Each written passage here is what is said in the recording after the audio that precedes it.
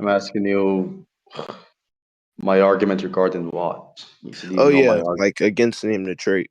Like I heard you debate it like a while ago. Oh, all right. So I just say, um, I would say it isn't morally permissible to kill animals because if we were to say that every trait true of humans, or if we were to say every trait true of humans isn't true of animals, we wouldn't be able to like I guess perfectly trait swap them. But if we were to perfectly trait swap them, it would just be the case. Every trait that is morally relevant, that is true of animals, is also true of humans.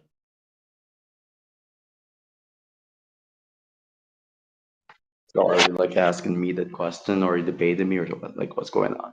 Yeah, I'm just asking you, or I've just like, all right. So I just kind of laid it out like what I'm thinking, right? So if we were to swap every single trait or whatever, of more relevance, it would just be the case that no morally relevant trait is missing. So then I'm What just do you mean asking by you, a trait in this context?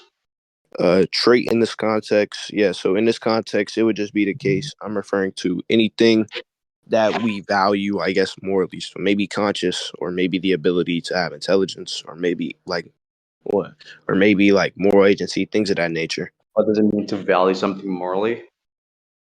Like what What does does that it mean to mean? value something morally? So I would just Yeah. say like, well, we give consider like we wouldn't harm this thing, because it possesses X trait. So we give consideration to this because it possesses X trait. Yeah. Moral consideration, what's that? Well, moral consideration is just like, oh well, I won't go harm this person because it possesses X trait. Okay, so all it means for something to be morally considerable is that you won't you won't harm something based on a trait it possesses, for example. You won't harm something, or you won't. I guess you could use it in a broader sense. Before before making X action, um, you consider what traits the action in which you're making, or the person in which will be affected by the action. You consider what traits that person has. So it's like more broad now. Okay, cool. So you consider the consequences of a given action regarding a being, for instance, and so that would qualify this being, whatever this being actually is, to possess moral consideration. At least that is your definition, right? Yeah.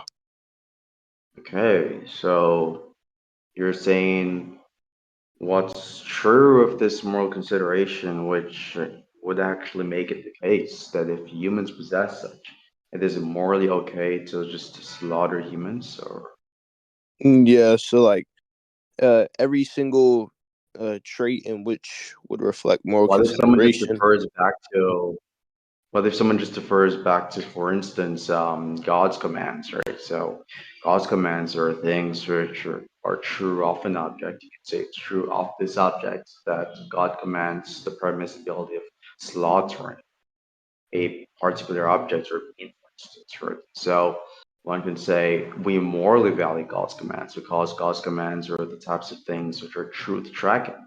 So how do you respond to this? Well, I just deny the fact that God's commands have any like correlation to actual reality. Why is it the case that they would not have correlation to actual reality? Well, I just say I'm agnostic towards God's existence, but I don't really want to derail into a God's existence debate. So, So what if someone's moral system is based off God's existence? well, if that's the case, I would just say unless you could provide evidence for him actually existing, I would Then still it just would go kind of into say a God's yes. existence debate. It's the same thing you wouldn't want. So yeah. Huh? I mean, I don't want to And turn it into clearly you that, have but to when go I into a say God's like you're existence asking for the debate. response, Yeah. then yeah, but I would just say unless there's like pretty direct evidence for God existing, or for specific God existing, then I see no case in which I would really consider that. But if God was to exist and the religious text is correct, then you'd have to concede that the entity does not work, correct? I'd have to concede that the entity does not work. Yes. Yeah. Okay. So evidence for why God exists. I could say why the Quranic God exists. Allah, for instance. So we see, for instance, that it is the case that considering the definition of God, he could not be a mental object. He could not just merely exist as a thought, because that contradicts his essence by definition. And so he has to exist extramentally. Wait, just for clarification, when you say it can't exist as simply a thought, it's just the case you're saying, like he's too great, I guess, in definition to exist as simply a thought. I'm not using any vague greatness predicate. I'm just talking about the idea that he's ontologically independent by definition. Let me just get the definition of what you're referring to.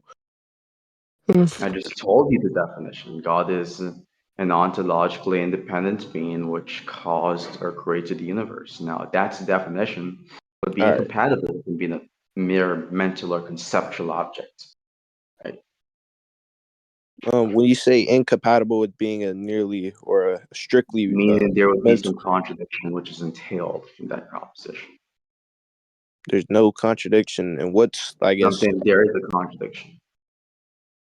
I guess I would just say in what sense, like a metaphysical or In a the sense logical. where a mental object is mind dependent. And so if God is a mental object, he'd be mind dependent. And so he would not be an ontologically independent object Oh by yeah. All right. definition. So, I mean, I guess it's fine as long as you can prove that he actually exists. I You're just just said, saying, can no. something You're be saying, nothing well, at the by same time? definition, he has to exist. And something be nothing at the same time? Can something be nothing at the same time? Well, I'm just saying it can exist as Can't just be. when you say he can't exist as something mental, I just say that, well, we can For have a anything concept acts, in for which any we can actual thing, it's visualize. either exists, you might, for anything acts, it's either exists as a mental object or as an extra mental object. So things you consider to not exist, like fictional entities, they exist, but in a less robust sense. So they exist as like a mental object, for instance, like a thought, a representation within their mental landscape. But I'm saying God could have not existed in this manner. So for to say God is a being that is fictitious and is just a mere mental construct or social construct would contradict the definition of God. When you say that he couldn't exist in this manner, um, I, Meaning that the mechanisms regarding this manner of existence is something which opposes God's nature. which opposes God's nature. Well, would it, Yes. like, for example, if I were to give you like a fictional character, I was to Mm-hmm. say like this fictional character, by definition, should be able to exist, I guess, independent of the mind. Does that now mean that this fictional character necessarily exists outside of the mind? That's not even a definition. You're just saying that we have a character X. Let's say we have a character called John Brown, for instance. John Brown, by definition, exists independently of the mind. Well, it seems to be the case that by definition, John Brown is just the same thing as a mind independent object. It's just to say that, I don't know, there's no distinctive factor between John Brown and the mind independent object. So, okay, what's the issue? Like, so what? Oh wait, so you're saying that we can have fictional characters that are real? No, I'm not making that claim. You just said there's no issue I'm saying present that in given that your very definition. restricted, limited definition, it would not even be a fictitious entity you're defining. You'd have to add other qualifiers which would make it fictional while baking in that specific definitional criteria. Are there qualifiers that would make it fictional? Wow. Wait, so when I say making it fictional, I'm just saying like this character, like character X, say I'm drawing it on a fucking paper and give it a label. The label in which I give it, I guess, could correspond to something like, say, I give it the exact same definition of God. I'm saying, if I were to do this, does that now mean that that character X necessarily exists? You're not like, what are you really saying here? What is character X? What is the definition of this object? Yeah. So the definition is just when I said character X, I'm just saying, a fictional character in which I draw, right? And then I'm just saying, well, I draw it on the paper. And then for the definition of character, Fictional I entity is just just an wait, entity just which be only quiet real exists in quick. the So mind, for right? the definition of character, you said Answer my what? question. A fictional entity is just an entity which exists only in the mind, correct? Yeah. Okay, so that would mean that the definition you're talking about is just a contradiction.